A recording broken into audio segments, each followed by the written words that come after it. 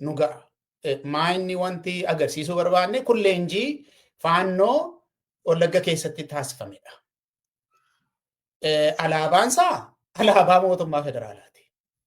Kan heerri beeku jechuudha. Kan leenjisaa jiru warra makalaakiyaati. Isa kanadha inni sila Abiyyi faannoo qabaa kan Isqeel jedhaa jiru yoo isiniin galle ta'e warri dhaggeeffattan. Waan kana irra deebinee booddees agarsiisuu dandeenya. Isqeel isatti waa'ee leenjii kaafteefan waan kana achumaan ilaaluutu nurra jira jedhee yoo asirratti yaada gabaabaa qabda ta'e deebiseensii kennaa ta'uu baannaani milkeessaadhaan gaaffii wal fakkaataa gaafadha. Ragaadhumatti dabaluuf yoo ta'e faannoon gaafa dajanii jedhamee Tigraayin gaafa isaan lolan faannoon dajanii ta'eeti raayyaan ittisa biyyaa gara Tigraay yeroo inni lolu baqatee gara duubaatti akka hin deebinetti kan duubaan itti dhukaasu faannoo inni ijaarratee ture. Naannoon Amaaraa keessatti ijaaramee hojiinsaa kana ture gaafa sana. Gaafa sana waa'ee faannoo dubbiin ka'ee jennaan pireezidaantiin Biltsiginnaa waan deebise qaba. Faannoon Itoophiyaadha. Itoophiyaadhaaf kaleessas du'eera. Ammas hin du'a. Boris hin du'a. Humna Itoophiyaati. Yoo barbaachisee hamma daangaa Somaalee hamma Jijjigaatti iyyuu ergachuu dandeenya jedhee kan kootii jedheera laasa naannoo Amaaraatti dhalate gaafa sana. Kan kootii jedheera. Inni akka inni ijaare himateerani. Yoo dubbii isa jabeessuuf ta'ee faannoon nuti duraan gaafa ijaaramu Tigraayin loluudhaafis gaafa ijaarratanii dhugaadha kan jalqabe mootummaa federaalaa miti kan jalqabe mootummaa naannoo Amaaraati. Yoo jeneraalli isaan ajjeesanii. Asaaminoo Tsiggeetu jalqabe maqaa adda addaatti kennanii jalqabanii kan isaan ijaaran isilumayyuu immoo Itoophiyaa irratti Amaara deebisuu nurra jira kan jedhu irraatii jalqabanii ijaaran isa fudhate. Gaafa sana Abiyyi siyaasni ture kan siyaasni adeemsisaa tures isa waan ta'eef isuma fudhatee kan kootii jedhe isatu kan kootii faana. Biraanuu Juulaallee inni gaafa afaan Oromoo dubbachuu beekullee Biraanuu Juulaallee bahee nu dubbateera miti gaafa afaan Oromoo dubbachuu hin danda'anne qulqulleessee jechuudhaaf hin jedhee. Inni gaafa dubbatu inni jedheera faannoodha wajjin lola hin qabnu nuti faannoon kan keenya jedhee dubbateera. So waa'ee alaabaadhaan dimshaashumaanii kanuma isaanii ta'uun hin ooloo osoo hin taane isaanuu gadi ba'anii kan keenya faannoon jedhaniiru. Isiin immoo gara horro keessa deemtee morma fuuttee hanqaaseetti gootee wajjin reeffa biratti dhaabbattee sirbaa turte. Isheen immoo piraayiveetilii kan isaan akka dhuunfaatti kan isaan ijaarratanidha. Achuma irraatii ijaarratanii kan isaan fidanii kanuma isaan leenjisan birsha laqoo sanattis achuma Oromiyaa keessaa fuudhanii Shaamboo keessaa fuudhanii leenjisaniiti achitti deebisanii. Isaan as deebi'eeti morma gorra'uu jalqabee gorra'ee kan agarsiisuu jalqabe isaanidha. Waanuma suukanneessaa nama ajjeesanii lafarra gosatanii naannoo Benishaangul Gumuz keessatti kan maaloon an ajjeesinaatu jedhu namni Tigraay tokko abiddatti qabsiisan isaanuma ture gaafa sana. Makkalaakaanis maaloonis kanuma keessadha kan inni ture kan kootii jedhee isaan innuu himatee rahooti maal gochiidhatti waan gara biraayyuu barbaachuudhaan haan kootii jedhee waan hin dhuunfatan kemiti maal gochii ittiin jennaa jechuudha itti dabaluu maamin jedhe. Galatoo Isqeel milkeessa ituu yeroon fixiniin gara keetti deebi'uu barbaadaa silaa ergaa nutti ergame tokko dhiyeessuu jalqabdeetta. Isas irra deebitee kaasuu dandeessaa namni akka xiyyeeffannaadhaan dhaggeeffatu barbaanna waan sana. Ijoolleen Oromoo Makkalaakiyaa keessa jiranii Abiyyirraa ajaja fudhatanii hojii kan hojjetanii jechuudha. Ergaa erganii. Nutti ergaa erganii. Numa kanatti ergaa erganii. Maal akka hojjetamaa jiru. Sila milkeessaan kan kaase jechuudha. Ammas irra deebi'ee milkeessaan hin kaasaa. Abbaan dhimma kanaa eenyu kan jedhu ofii keetii hubannaa keetiin akka ibsituuf milkeessa. Kan keeti. Waan alaabaa wal qabatee jiru naannoon Amaaraa alaabaa Lumuttiidhaanidha kan jiraatu. Naannoo akka naannoottis faannoonis alaabaa Lumuttiidha. Alaabaan kun leenjiin kenname kun Oromiyaa ta'uusaa alaabaan federaalaatti kennamee alaabaa sanaan Oromiyaa keessatti gandaan kun amma leenjii xiqqoodha. Gandaan leenjii akkasitti ganda hundatu leenji'a Oromiyaa keessatti. Giddugala Oromiyaa dabalatee jechuudha. Daannoo fa'aa, noonnoo fa'aa dabalatee bakka Wallagga keessaa Guttiin, Shaambuu hundi bakka hundatti leenjiin akka kanaa kennamaa ture. Egaa abbaan dubbii akkuma iskeelis kaaseera. Abbaan dubbii Abiyyi Ahmad akka ta'e ragaan nu ergames hin agarsiisa. Amma makalaakiyaa keessaa ragaan ijoolleen quuqamaa qabantu nu erge. Hin dhaabbatu. Dubbiin kun hin dhaabbatu. Duuti haadha Oromoo kunis hin dhaabbatu. Jedhaniitu namoota Oromoo warra boo'u kanadha. Warra harmeewwan Oromiyaa kana warra boo'anitti dhaqanii warra dubbatantu wanni kun gaaraa dhufe waan ta'eef makalaakiyaanis isin hin gargaaru. Eenyuyyuu isin hin gargaaru. Kanaaf utuu asirraa xiqqoo ishii fagaattanii isinii wayyaa jedhaniitu namoota boo'u kanatti dubbataniiru. Kanadha wanni isaa abbaan wanni kanaa Abiyyi Ahmad akka ta'e kaasuun hin danda'amu. Mee xiqqoo ishii duubatti deebinee haa ilaallu jara keenya. Faannoon Abiyyi kun kan inni hundaa'e bilchiginnaa waliin hundaa'e. Anamma yeroo sana mootummaa keessa hin jira waan ta'eef waan hin beekutu jira. Oromiyaan jalqabuma bilchiginnaan uumama sana jalqabuma sarraa kaasee Oromiyaan hin dide. Bilchiginnaan kun hin ta'u Oromoodha jedhamee irratti walii galamee bilchiginnaan jalqaba kan didame Oromiyaa irratti. Walitti baquu yaadigillee jalqaba kan dide naannuma Oromiyaadha.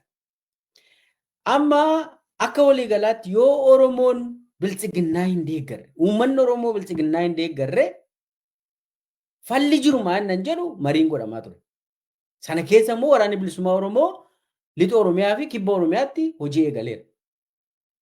Kanaaf Oromoon deemee mormaadha nu mormaa bilchiginnaa fudhataa hin jiru waan ta'eef falli jiru saboota biroo Oromiyaa keessa jiru haa hidhachiisnu waan jedhu proposaalii ture wanni kun.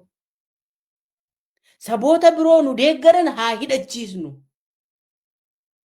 Akka mootummaatti akka paartiitti warra bilchiginnaa deeggaran sooshaal beeziin keenya hidhannoo haa qabaatu. Oromoon nu deeggaraan jirtu yeroo sana egaa jalqaba gara yeroo bilchiginnaan hundeeffamu Oromoon akkuma jirutti didaa ture.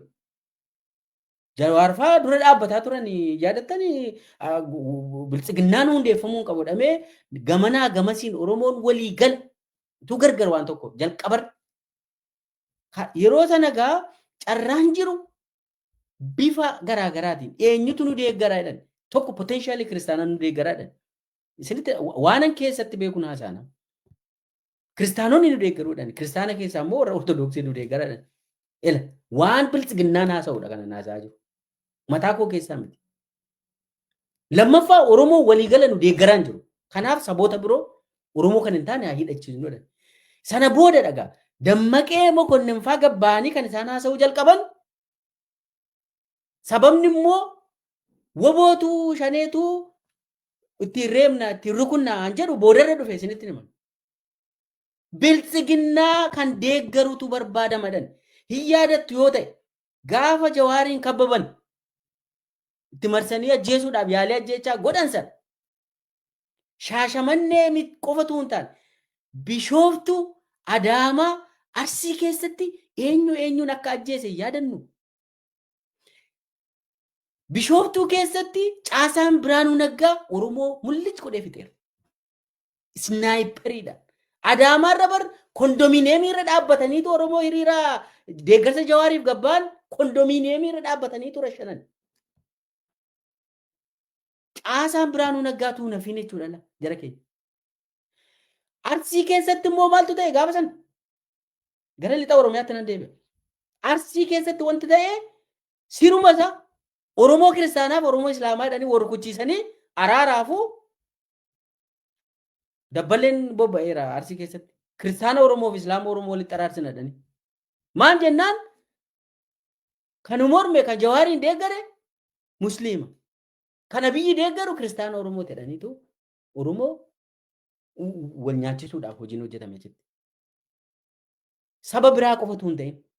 Kana duubatti deebi'ee kana jedhuu fi yoo barbaanne buraayyuutti waan ta'e keessatti akkamittiin maqaa qeerroo balleessuuf maqaa Oromoo xureessuudhaaf 2018 jalqabuma irratti Biraanuu Naggaan fa'aa hojii isaan hojjetan.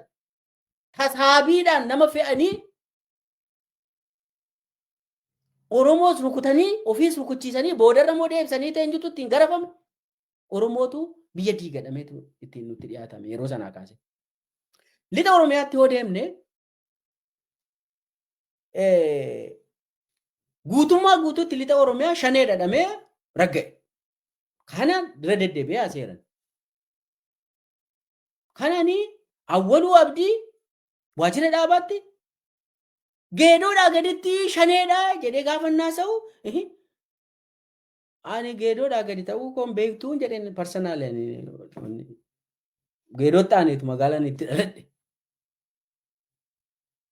Ani Wallaggan sisee naan jedhe. Awwaluu Abdii akkasittiinidha farrajamee jira. Erga shaneedha jedhamee uummanni guutuun farrajame maaltu ta'a achii booda? Eenyuun iyyuu lafa kamiyyuu hidhachiisaniitu uummata kana qalanii guubanii gogaarraa baasanii buqqisanii nu agarsiisanii jechuudha. Hora Guduruu guutummaa isaatti wanni irra gahaa jiru waggoota 4-5 darbe keessa Wallagga Bahaa, Wallagga Lixaas dabalatee aanaalee Wallagga Lixaa keessatti dhimmichi kun ilaal yeroo yeroon itti deebi'utu jira. Caasaa Abiy ijaaree godha kan immoo hunda. Yoo sun dadhabame immoo naannoo Amaaraarraa sin fiduu baay'isa. Gaafa inni keessaa isaan faannoon Abiyyi dadhabu caasaa naannoo Amaaraa, milishaa naannoo Amaaraa kan Abiyyi hoogganu jechuudha. Kan Araggaa Kabbadee hoogganu. Kan pirezidaantiin naannoo Amaaraa duraan Shimallis faana walii galanii bobbaasan. Akkaataa kanaan uummanni qalamaa jiru.